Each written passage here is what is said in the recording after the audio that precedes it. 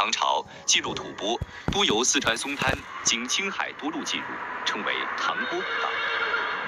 在明朝，由成都出发，到雅安、理塘，经管觉、乍鸭，转至昌都、边坝，过工部江达、墨竹工卡，到达拉萨的官方川藏道逐步成型，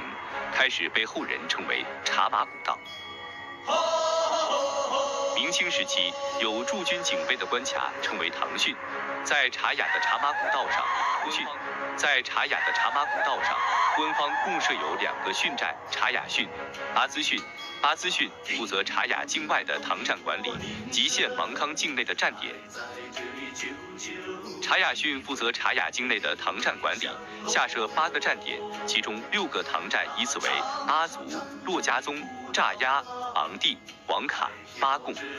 ；2个半站即半天路程的站点为雨撒、岗达，从阿兹到香堆，再到王卡的巴贡，翻山之后就进入昌都地界。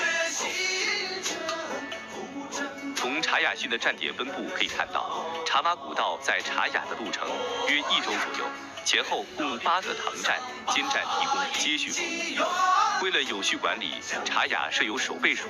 香堆、昂地、阿兹3地设把总，负责驿路的运行管理；喇章府负责日常供应。所有驿站均有守备，唐兵负责当地治安和驿站通畅，每3年更换一次。